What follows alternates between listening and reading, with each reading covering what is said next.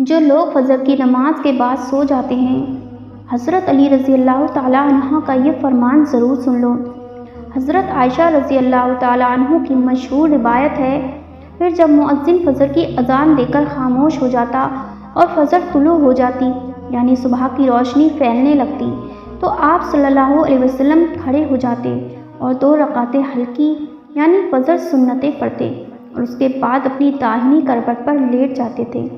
یہاں تک کہ مؤذن اقامت کہنے کی اجازت حاصل کرنے کے لیے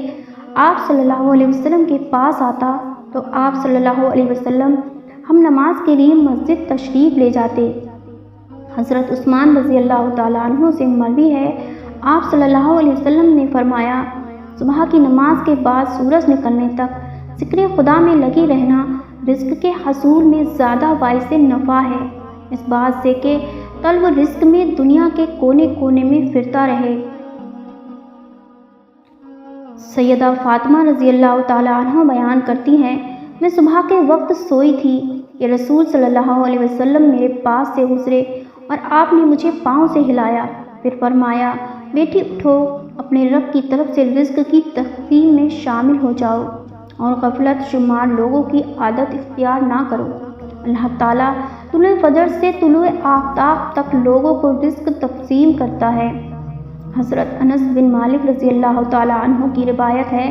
تلاش رزق کی خاطر نماز فجر سے طلوع آفتاب تک مت سویا کرو۔ حضرت انس سے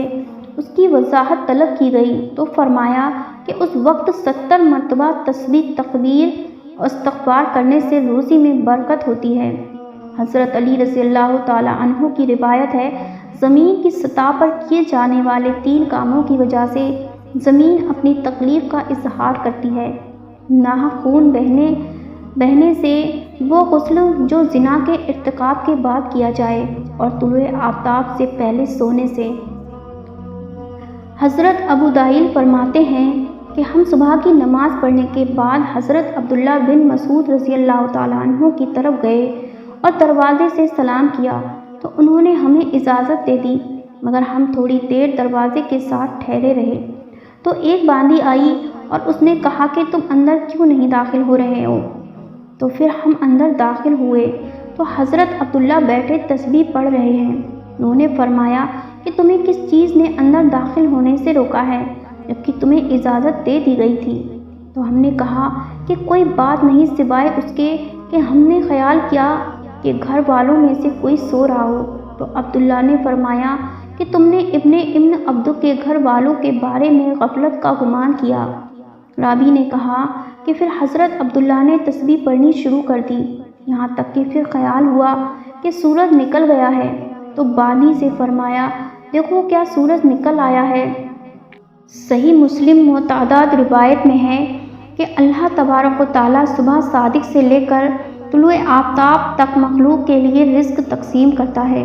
یعنی جو لوگ اس پورے وقت میں غافل رہتے ہیں وہ رزق کی برکت سے محروم رہتے ہیں۔ اس حدیث سے یہ بات معلوم ہوئی کہ یہ ممانعت صبح صادق سے لے کر طلوع آفتاب تک پورے درمیانی وقت میں سونے میں ہے، اور اس وقت سونا غفلت شمار لوگوں کا رویہ ہے۔ اسی طرح سلف کے تعامل کے بھی خلاف ہے۔ نبی صلی اللہ علیہ وسلم اور صحابہ اکرام کا طریقہ کار یہ تھا کہ وہ جب فجر کی نماز پڑھ لیتے تو سورج طلوع ہونے تک اپنی نماز کی جگہ ہی بیٹھے رہتے تھے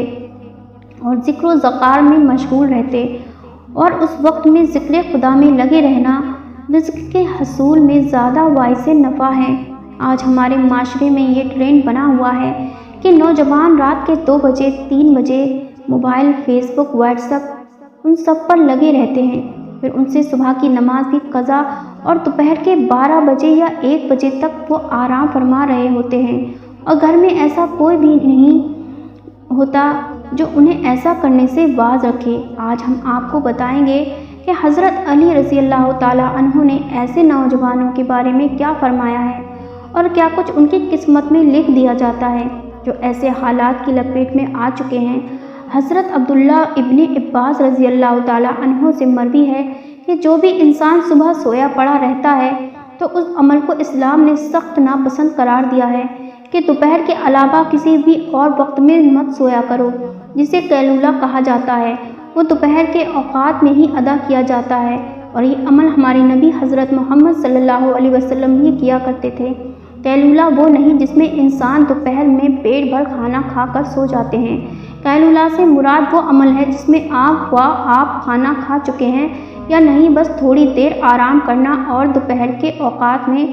تاکہ آپ کا جو باقی کا دن ہے وہ صحیح سلامت گزرے اور آپ کے دن کے باقی حصے میں آپ اچھی طرح اپنے کاموں کو سر انجام دے سکیں۔ حضرت علی رضی اللہ تعالیٰ عنہ نے فرمایا کہ میں نے اللہ کے نبی صلی اللہ علیہ وسلم سے سنا تھا، کھانا کھا کر فوراً سویا نہ کریں، کیونکہ اس سے انسان کے دل میں بھی سختی پیدا ہو جاتی ہے۔ اور آج کی تاریخ میں تو یہ بات اس حد تک گہرائی تک آ پہنچی ہے کہ یہاں پہ ڈاکٹر زکا کا بھی یہ ماننا ہے کہ اگر انسان کھانا کھا کر فوراً سو جاتے ہیں تو وہ دل کے مرض میں مبتلا ہو جاتے ہیں۔ اور یہی بات 1400 سال پہلے ہمارے نبی صلی اللہ علیہ وسلم نے فرمائی تھی۔ اب آتے ہیں حضرت علی رضی اللہ تعالیٰ عنہ کے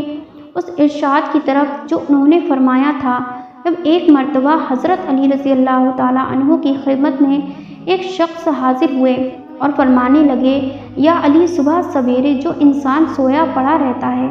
اس کی قسمت میں کیا کچھ لکھا جاتا ہے؟ تو جواب میں حضرت علی رضی اللہ تعالیٰ عنہ نے فرمایا، اے اللہ کے بندے، میں نے اللہ کے نبی صلی اللہ علیہ وسلم سے سنا کہ جو بھی انسان صبح کے اوقات میں سویا پڑا رہتا ہے اور وہ فجر کی نماز بھی قضا کر بیٹھتا ہے، اور یا پھر وہ فجر کی نماز ادا کر کے سو جاتا ہے، تو جب فرشتے آسمانوں سے ان کے مقدر کا رزق لے کر زمین کی طرف آتے ہیں اور وہ رزق انسانوں میں بانٹنے لگ جاتے ہیں تو وہ انسان سوئے ہوتے ہیں، اسی وجہ سے وہ فرشتے وہ رزق واپس اپنے ساتھ لے کر آسمانوں کی طرف لوٹ جاتے ہیں، اور جب وہ نیند سے فارغ ہو کر اٹھتا ہے، بیدار ہوتا ہے، تب ایسے لوگ رزق کی تنگی کی شکایات کرتے ہیں۔ آپ نے دیکھا ہوگا کہ جب اکثر لوگ رزق کی تنگی کی شکایت کرتے ہیں، آپ ذرا ان سے پوچھ کر دیکھیں، یہ صرف ایک آزمانے کے لیے آپ پوچھیں تو صحیح، آپ جب ان سے پوچھیں گے کہ صبح کتنے بجے اٹھتے ہو تو وہ آپ کو جواب میں لازمی یہی کہیں گے کہ ہماری تو آنکھ سویرے کھلتی ہی نہیں، ہم صبح اٹھتے ہی نہیں، اٹھنا تو بہت مشکل ہے ہمارے لیے، لہٰذا یہی وجہ ہے جس کی وجہ سے وہ رزق ان پر تنگ کر دیا جاتا ہے، اور پھر وہ تنگ دستی اور بے روزگاری کی شکایت کرتے پھرتے ہیں۔ تو آپ سے گزارش ہے کہ آپ سویرے اٹھا کر مرد حضرات جماعت کے ساتھ نماز ادا کریں، پھر قرآن پاک کی تلاوت کریں، اس کے بعد آپ اپنے دن کی شروعات کریں۔ اب آپ دیکھیں کہ کیسا آپ کا دن گزرتا ہے، آپ کے دن میں برکت ہوتی ہے، اور جو لوگ 12 بجے یا 1 بجے اٹھتے ہیں ان کے حالات کچھ یوں ہوتے ہیں کہ ان کے دن کے کچھ کام سمجھ میں نہیں آتے، وہ یہ جان ہی نہیں پاتے کہ آج کا دن حالانکہ گزارا کیسا ہے، بلکہ انہیں کچھ کام بھی سمجھ میں نہیں آتا، وہ جو کام کرنے لگ جاتے ہیں اور پھر پلک جھپکتے ہی شام اور مغرب کی اذان ہونے لگتی ہے، اور جو انسان سویرے جاگتے ہیں وہ اپنے کام بھی بھرپور طریقے سے سر انجام دے پاتے ہیں، ان کے رزق میں بھی برکت ہوتی ہے اور وہ ایک پرسکون اور خوشحال زندگی بسر کرتے ہیں، ان کی تندرستی کی بھی کوئی شکایت نہیں ہوتی کہ وہ کسی بیماری میں مبتلا ہیں، وہ تندرست ہوتے ہیں اور ہر بیماری سے فارغ ہوتے ہیں۔ اللہ پاک ہمیں دین کی سمجھ عطا فرمائے اور ہمیں نیکوکاروں میں شامل کرے، آمین۔